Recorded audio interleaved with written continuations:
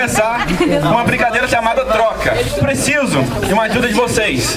Preciso de um lugar qualquer. Banheiro! A Praça de Silva Jardim. Banheiro! Vai ser da praça. A brincadeira vai ser o Matheus e o Josué. Pelo amor de Deus. Por favor. E que começa o jogo. Ô, pipoqueira, você tem pipoca de quê? Pois não? Pipoqueira do caso. Eu nunca vi pipoqueira do caso. Eu, inclusive, achava que pipoqueira era muda. Não de Silva Jardim. Peraí que eu tô assistindo o jogo do Flamengo aqui, É peraí. verdade, é assim mesmo. Tem pipoca de quê? Tem pipoca de milho. Troca. Tem pipoca de micro-ondas. Troca. Tem pipoca de... Não tem pipoca, acabou. Pô, cara, mas você tá aqui, pipoca R$1. Não, você sabe que tudo aqui na praça, 10h30 já acabou tudo. Acabou o cachorro quente, acabou o pastel, acabou tudo. Só Antônio tá aberto. Ah, mas eu tô com vontade de comer uma pipoca. Ah, faz em casa. Dá pra mandar trocar isso não? Ué, faz na casa da namorada. Troca. Na casa da sogra. Troca. Ah, faz na igreja, pronto. Na igreja tem pipoca?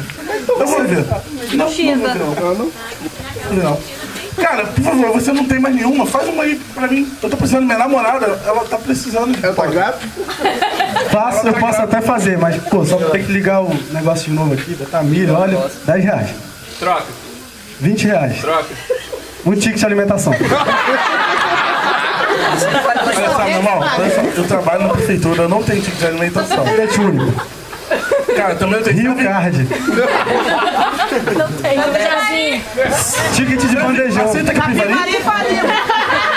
Aceita Capivari? Não, já que eu vou trocar isso, eu vou estar no museu. Tem que ser. Mas eu vou então ali no banco pegar dinheiro, daqui a pouco eu volto, tá bom? O banco tá fechado. Eu vou lá em casa pegar dinheiro, daqui a pouco eu volto. Troca. Tem cartão aí, máquina? Paz. Não, tem não. Mas agora como que eu vou fazer, cara? Que horas são mesmo? 10h56. Troca. 10h57. Meia-noite. Meia-noite? Minha namorada pediu pipoca meia-noite? Manda ela se ferrar.